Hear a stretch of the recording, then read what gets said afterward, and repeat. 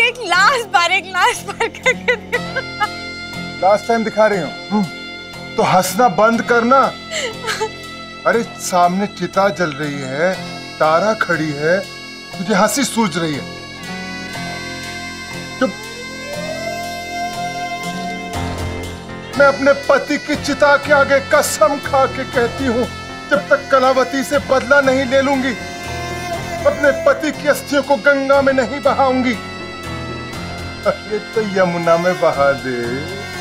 ऐसी बेवकूफ लड़की है, सफेद साड़ी पहनकर भी इसे अकल नहीं आई कि कलावती से टक्कर ना ले। मांग उजड़ गई, लेकिन बेवकूफियों पे बेवकूफी करती जा रही है। क्या लिए? एक सवाल पूछूं? पूछना। ये मृत्युंजय की मौत में आपका हाथ नहीं है ना? अरे वाह, क्यों नहीं है? सब कुछ मैंने ही तो कराया है। और बताऊं मैंने क्या क्या कराया है? ये जो परसों ओले पड़े थे ना, मैंने ही तो पड़वाए थे। जो कुछ साल पहले जापान में सुनामी आया था, मेरी वजह से ही आया था। जब देखो मजाक करते रहते हो। मजाक नहीं कर रही हूं। जो तेरी बहन है ना, कुछ भी गलत काम हो जाए, कलावती ने किया है। अब देख, उसका पति खुद जेल से भागा, गाड़ी में खुद बैठा, गाड़ी गड्ढे में गिरी, खुद मरा। बदनाम कौन? कलावती। अरे क्यों परेशान होती हो? हाँ वो बोली, लेकिन किसी ने विश्वास नहीं किया ना उसकी बात का। और भरोसा कर लेते तो क्या होता हमारा? तुझे पता है इस घर में कुछ भी नहीं है हमारा, सब जयराज के नाम है। मेरा बुढ़ा बाप सब उसके नाम करके चला गया। क्या? हाय, ये जमीन जायदाद सब मेरे नाम होती तो सिर्फ इस मुए गुलाबी कमरे में नहीं, पूरे घर में खुला घूमा करती। खुला। एक सेकेंड, क्या मतलब अब क्या हमको सारी जिंदगी जयराज के सहारे जीना होगा? आय हाय मेरी नटखट नारंगी, कैसी भोली है तू। यही तो मौका है। जयराज अपने कल, आज और कल के दोनों कल खो चुका है। दोनों कल मतलब? अरे दोनों कल मतलब उसका बाप और बेटा दोनों टपक गए ना। हाँ। टूट गया है बेचारा। यही मौका है उसे पूरी तरह तोड़ देने का, लेकिन इसके लिए थोड़ा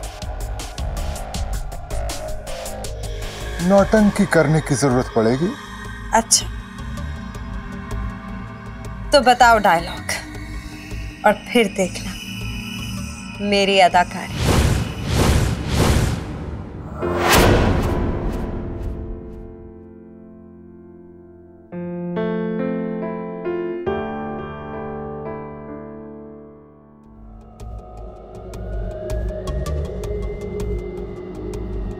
देवर जी,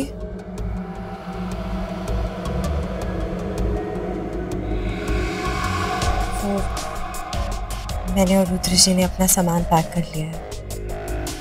हमने तय किया है कि हम ये घर छोड़कर चले जाएंगे।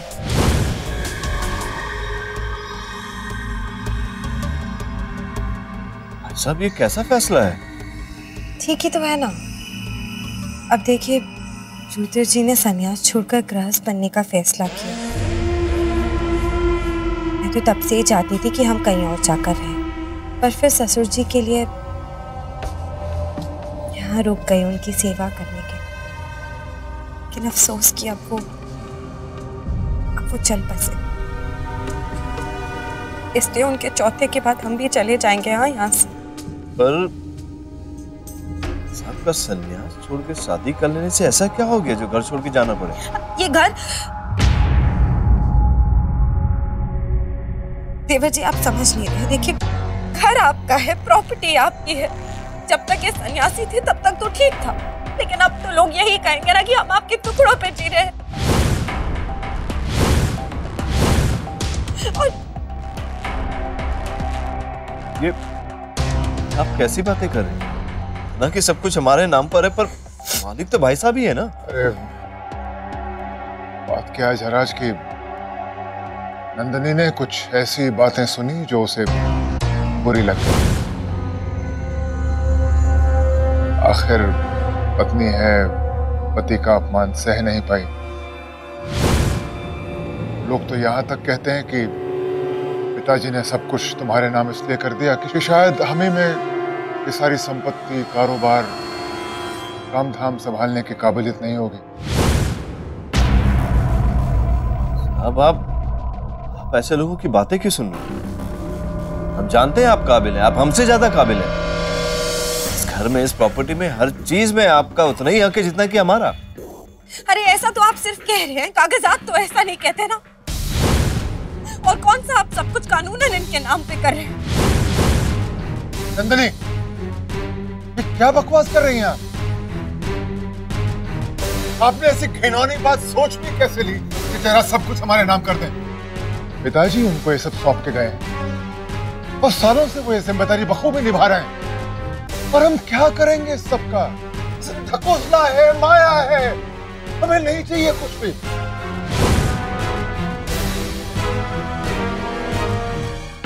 हम वहीं रहेंगे जहां आपने सोचा है,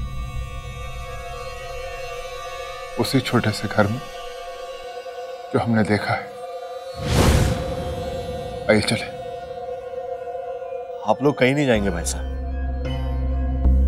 आप इस घर के बड़े हैं, हर चीज पर आपका पहला हक बनता है। हम अभी वकील साहब को बुलाते हैं और कागजात बनवाते हैं।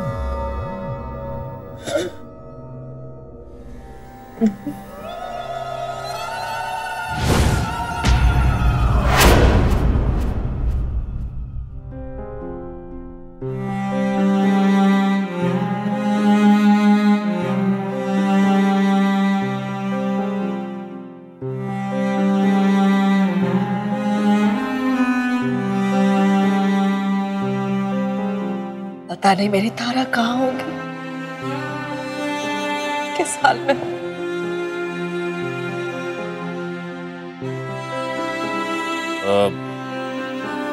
हम आप सबको अभी अभी लिए गए एक जरूरी फैसले के बारे में बताना चाहते हैं।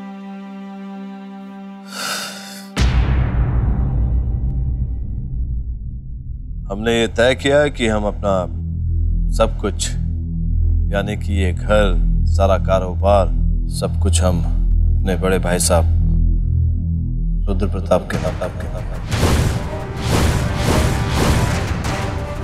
जयराज जी, आपने हमने बहुत सोच समझ कर ये फैसला लिया है। भाई साहब इस घर के बड़े हैं, इस घर की हर चीज पर सबसे पहला हक उन्हीं का है।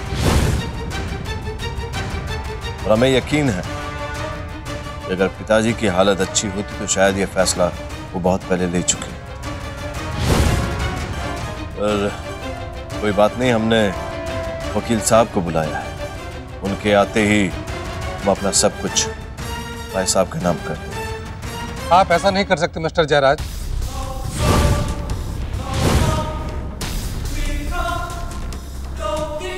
क्या बात हो गई वकील साहब? क्योंकि मरने से कुछ दिन पहले आपके पिताजी ने अपनी वसीयत बदल दी थी।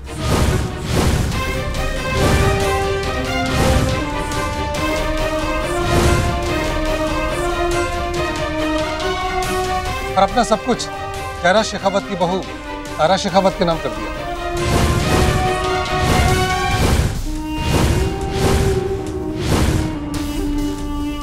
इसलिए नई वसीयत के मुताबिक अब इस घर, कारोबार और सारी जायदाद की मालकिन तारा शेखावत है।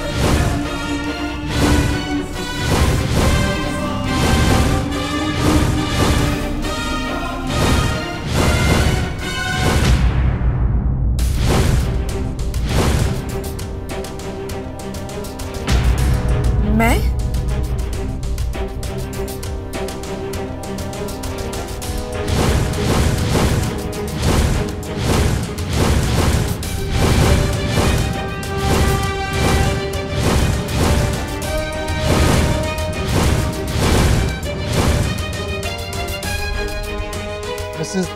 सारा शेखावत? जी हाँ। मैं आपके परिवार का फैमिली लॉयर हूँ, देवेंद्र सलूजा। मुझे आपको धन्ना सिंह शेखावत जी की, मतलब आपके पति के दादाजी की लिखी हुई वसीयत आपको देनी है। पर मुझे क्यों? क्योंकि वसीयत के मुताबिक उनकी मृत्यु के बाद उनकी सारी प्रॉपर्टी, सारी जायदाद अब आपके नाम हो गई।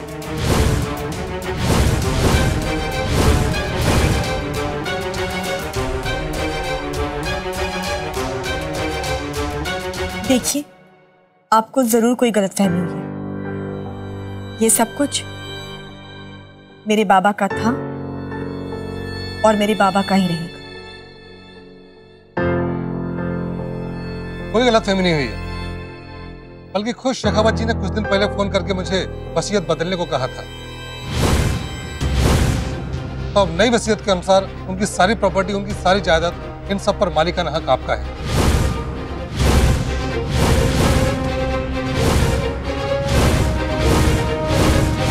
ये लीजिए वसीयत की कॉपी।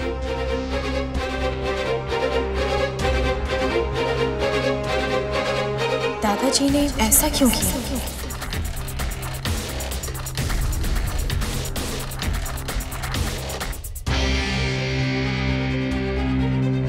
अच्छा, मैं चलता हूँ। नमस्ते। कोई तेरा विश्वास करे न करे, मैं तो जानता हूं रुद्र की असलियत। कभी खुद को अकेला मत समझना, कोई तेरा बाल भी बांका नहीं कर पाएगा, ना तो मेरे जीते जी और ना ही मेरे मरने के बाद।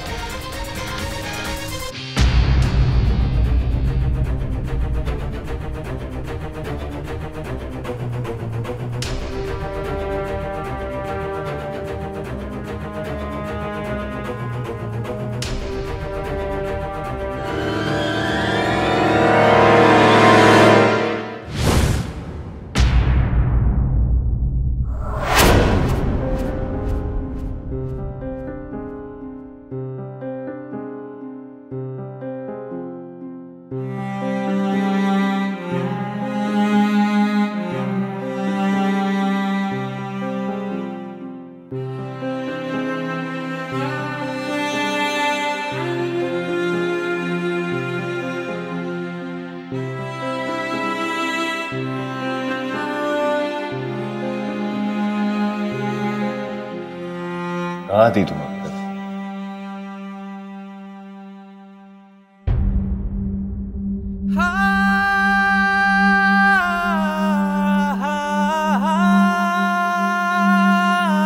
कितनी देर लगा दी? कुछ पूछ रहा हूं तुमसे।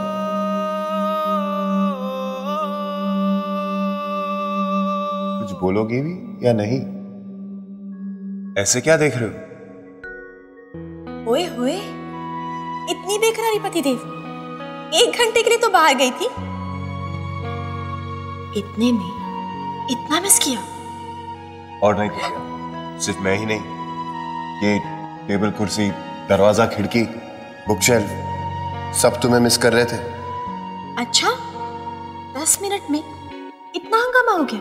तो 10 मिनट कम होते हैं क्या? 10 मिनट की देरी होने वाली थी तो फोन कर देती, कम से कम मैसेज कर देती। कब से तुम्हारा फोन ट्राई कर रहा हूं, लग नहीं रहा है। जान निकल गई थी मेरी।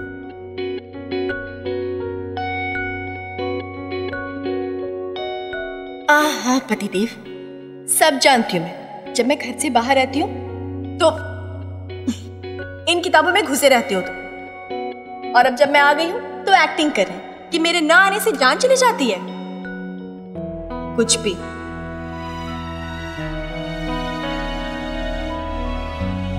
एक्टर तो मैं अच्छा हूँ, वक्त आने पर अच्छी खासी एक्टिंग भी कर लेता हूँ, लेकिन तुम्हें लग रहा है कि अभी एक्टिंग कर रहा हूँ? हाँ हाँ हाँ, ठीक है, मैं वादा करता हूँ अगली बार तुम्हें आने में देरी होगी तो सच में मेरी जान चली जाए।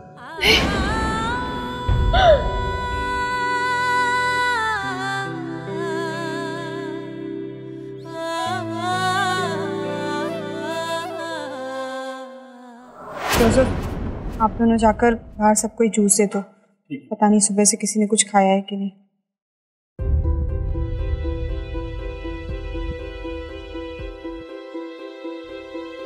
मीठी, थैंक्स मीठी, तुमने आकर घर को संभाल लिया। इस दुख के माहौल में घर को कोई संभालने वाला चाहिए था। थैंक्स मत बोलो आदि, मैंने तुमसे रिश्ता तोड़ा है, इस घर से नहीं। ये मेरे कारण नहीं, इस घर के लिए वापस लौटा। सच में मीठी, इस घर को तुम्हारी बहुत जरूरत है और उतनी मुझे भी। झूठ मत बोलो आदि, मैंने देखा किस तरह से तुम्हारी और इस घर की सारी जरूरतें नंदू पूरी कर रही है।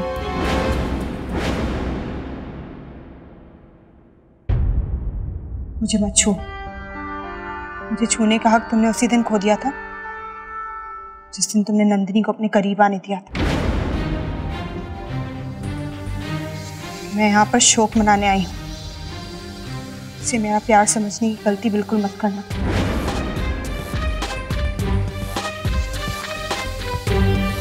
मीठी,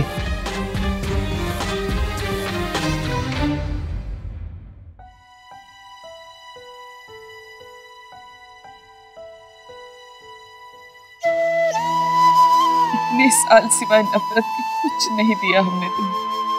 अपनी माँ के पास होते हुए भी हमेशा दूर रहते।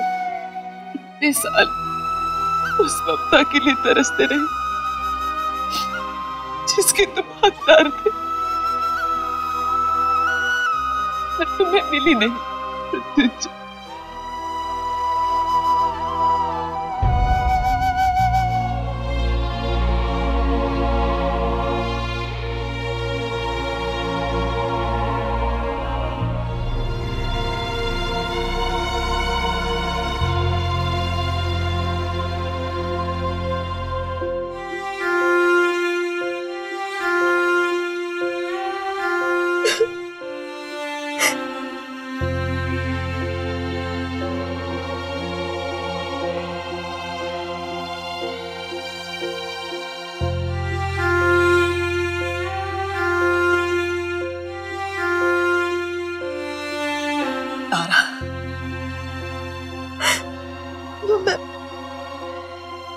अपने मृत्युंजय को नहीं बचा सकी माँ, ये जानते हुए भी कि इनकी जान खतरे में है, मैंने सावधान तक नहीं कर पाई। मैं बचा सकती थी माँ, मैं रोक सकती थी सब कुछ, पर मैं नहीं रोक पाई। मैं हार गई माँ, मेरी तरह हार गई माँ।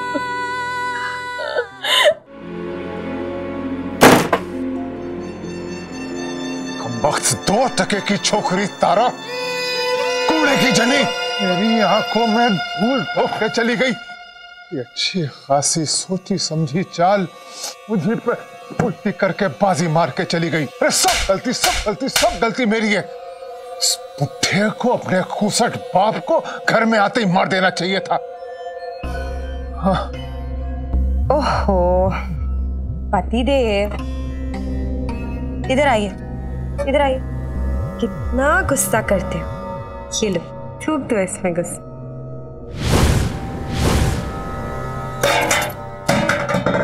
हमारे साथ इतना बड़ा कांड हो गया है और तुम्हें मजाक सूझ रहा है। शांत हो जाइए। कितना गुस्सा होते हैं आप भी। मैं इसीलिए कह रही हूँ आपको कि आप अपना गुस्सा इसके अंदर थूक दो। एक चाल ही उल्टी पड़ी है ना हमारी, हंसी अब भी हमारे हाथ में है। अरे क्या खाक हमारे हाथ में? तारा जब कुछ नहीं थी तब उसने हमारा जीना हराम कर दिया था। अब तो वो यहाँ की मालकिन है, उसके हल करेगी। शतरंज की चाल नहीं समझते क्या? कैसे होता है उसमें, कभी हम किसी का ऊंट मारते हैं तो कभी कोई हमारा घोड़ा, पर जब तक राजा रानी सलामत रहते हैं तब तक बाजी खत्म नहीं होती। चलो अपनी अगली चाल के बारे में सोचते हैं।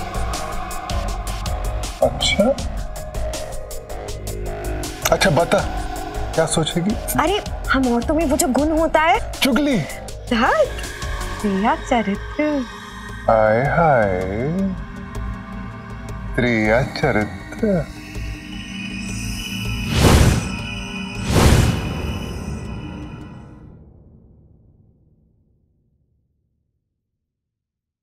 नहीं निर्मला,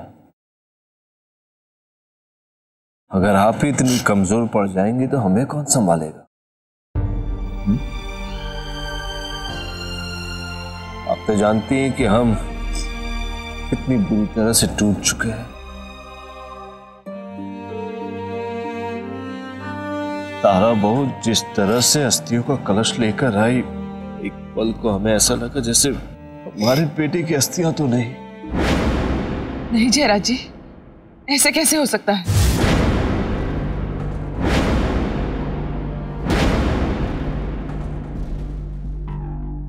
हमारा मतलब है, हम दोनों ने न्यूज़ सुनी थी, उस खाई से कोई शरीर बरामद नहीं हुआ। हाँ, सच कह रही हैं आप। हम पता नहीं बार बार ये क्यों भूल जाते हैं कि तारा बहू कितनी छोटी है। उसने हमें सिर्फ धोखा ही धोखा दिया है। हमें आश्चर्य नहीं होगा अगर अस्थियों का कलश खाली निकले।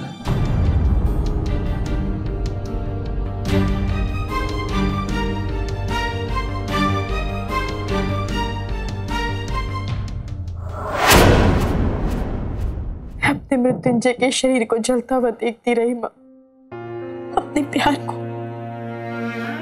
राख होता हुआ देखती रही। बस कर बेटा, यादें हमें जिंदा रखने के लिए होती है, हमारी जान लेने के लिए नहीं। चुप हो जा। पापा तो मुझसे बात तक नहीं करते माँ। इस घर में कोई नहीं है जो तेरी तारा से बात करे। ऐसे में मैं इस जायदाद का क्या करूंगी? मुझे नहीं चाहिए जायदाद माँ, नहीं चाहिए। देख बेटा, तुझे दादाजी की आखिरी इच्छा का सम्मान करना चाहिए। उन्होंने कुछ सोच समझ के सब कुछ तेरे हाथों में सौंपा है, वरना वकील साहब के आने से पहले जयराज भाई साहब अपना सब कुछ ताया जी के नाम करने जा रहे थे।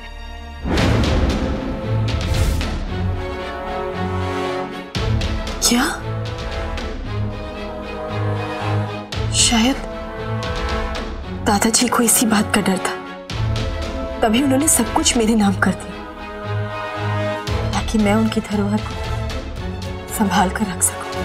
पर माँ, मुझे बाबा को ये बात बतानी होगी, उन्हें समझाना होगा कि ये जायदाद भले मेरे नाम पर, पर इसे देखना उन्हें ही है।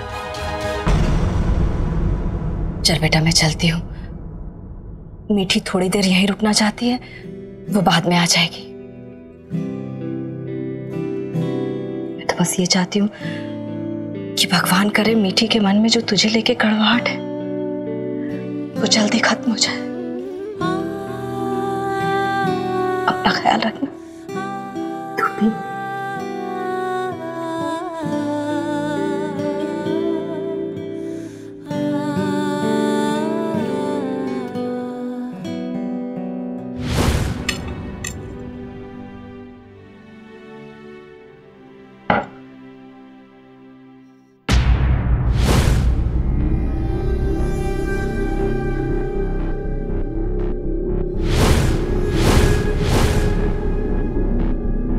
सब क्या है?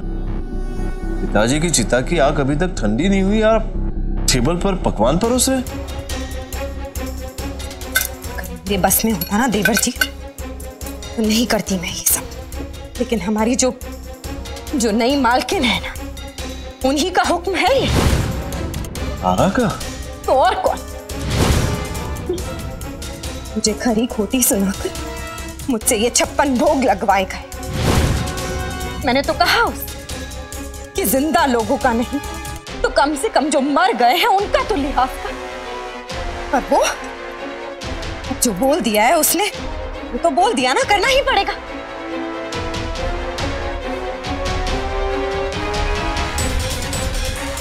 पापा, मैं आपसे कुछ बात करना चाहती हूँ। पहले आप ये बताइए कि सबका क्या मतलब है? अरे अरे, आप इस घर की बड़ी मालकिन है, आप क्यों आई यहाँ बात करने? जबकि तुम अच्छी तरह से जानती हो कि इस घर में कोई भी तुमसे बात नहीं करना चाहता। तू चुप कर नंदू, मैं तुझसे बात करने नहीं आई, मैं बाबा से बात करने आई। आप कुछ पूछ रहे थे ना बाबा, पूछिए। वाह वाह, क्या बात है। घर की बड़ी बहू को चुप रहने को कह रही है। देखो जरा, ये जो घर की नई मालकिन बनी है, जो असल में इस घर की कुछ नहीं लगती है, अपनी मनमानी करना चाहती है मुझको चुप कराकर। देखो जरा इसके। रुद्र जी, रुद्र जी, अरे देवरानी जी, आइए नीचे, देखिए जरा, देखिए। तू पागल हो गई है क्या? सबको क्यों बुला रही है? हाँ हाँ, तू तो यही चाहेगी ना कि मैं नहीं बुलाऊं सबको, ताकि इसमें कोई भी तेरी ये नौटंकी ना देख पाए। नंदू बस कर। क्यों क्यों बस करूं? वो बचपन से लेके आज तक ऐसा ही करती आई है तू। समझी मारती थी और मैं जरा सा छू क्या लूं, पूरे घर में हल्ला मचा देती, और माँ तेरे ही तरफदारी करती, प्यार जो करती थी तुझसे सबसे ज्यादा। चुप कर तू। क्यों क्यों चुप कर? हाँ, बुरा लग रहा है, बुरा लग रहा है कि तेरी पोल खोल रही है सबके सामने। बोल बोल ना, बोल। हाँ, बचपन में जब भी महंगी गुड़िया पसंद आती थी ना तुझे, तो रो रो के बाल्टी भर आंसू बहा देती, ताकि माँ तुझे प्यार में आके वो गुड़िया दिला दे। हाँ बोल, झूठ बोल रही हूँ क्या मैं? चाहे उसके लिए कितने दिन हमें भूखे पेट क्यों न सोना पड़े। बस कर नंदू। तो फिर बोलना सच, बता सबको कि तू ऐसी ही नकली आंसू बहाती और नकली आंसू बहा के सबकी सहानुभूति हासिल करती है। दादाजी को भी ऐसे ही तूने अपने जाल में फंसाया और सारी जायदाद अपने नाम पे करवा ली।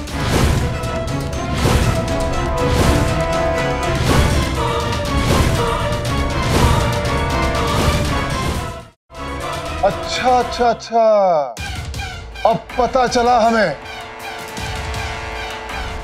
इतने दिनों से हम पर एक से एक बड़े झूठे इल्जाम क्यों लगाए जा रहे थे कि साजिश तीसकर मृत्युंजय की हमें रास्ते से हटाने के लिए, क्योंकि हमें वो सबूत मिल गए थे। हमें तो लगता है इसका अगला निशाना तुम हो जयराज। घर की मालकिन बनने के बाद अब ये तुम्हें घर से बाहर निकालेगी। पापा, ये सरासर गलत है। ये झूठे इल्जाम लगा रहे मुझ पे। अच्छा, तो फिर दादाजी से पूरी जायदाद अपने नाम पे क्यों करवाई गई? हाँ, और ये बात छुपा के क्यों रखी? और अचानक से दादाजी देवर जी को बुरा क्यों मानने लगे? अब अगली चाल क्या सोची है तारा बहू?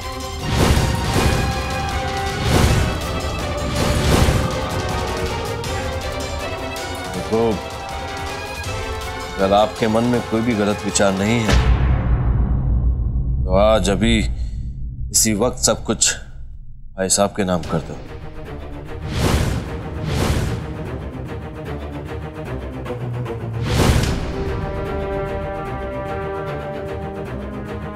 रुद्र ने चाहे पूरे परिवार की आंखों में धूल झोंक रखी, लेकिन हम उसकी सच्चाई पहले से जानते हैं। हम बताएंगे जयराज को।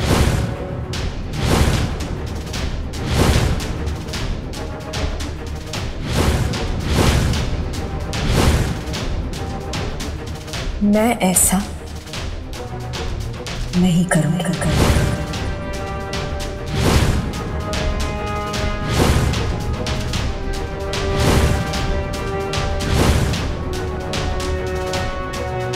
अरे तुम भूल रहे हो जयराज, इसे हम पर भरोसा नहीं है।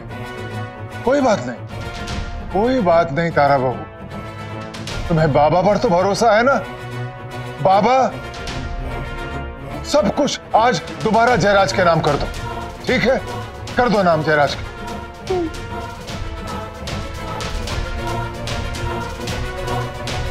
तुझे दादाजी की आखिरी इच्छा का सम्मान करना चाहिए।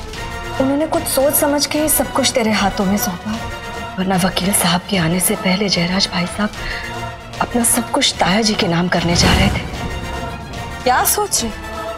अब क्या अपने बाबा पे भी भरोसा नहीं है तुझे? अगर भरोसा है तो करो, करो उनके नाम पे जायदाद।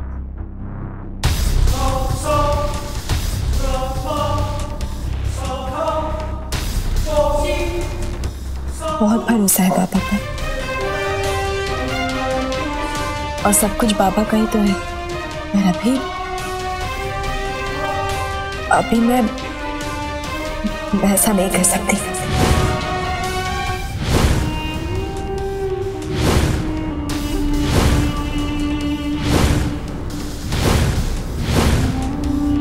बाबा, बहुत जल्द आपको पता चलेगा कि मैंने ऐसा क्यों किया।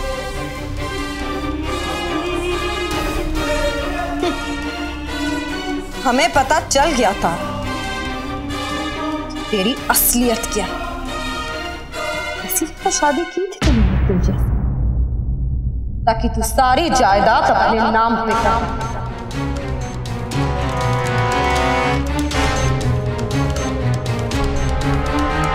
आज तुझे मिल गए।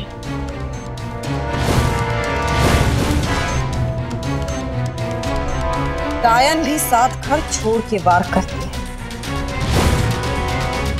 तू उससे भी कई कुछ। तूने उसी घर को अपना निशाना बनाया है जिसने मुझे प्यार दिया, इज्जत दी, सम्मान दिया। तारा बहू, अगर आपने कभी भी हमारे बेटे मृत्युंजय को सच्चे दिल से प्यार किया होगा, हमने अपने पिता के समान माना होगा, या हमारे बाबा को अपने दिल में सच्ची श्रद्धा दी होगी, तो आप ये घर अभी इसी वक्त छोड़कर चली जाएंगे।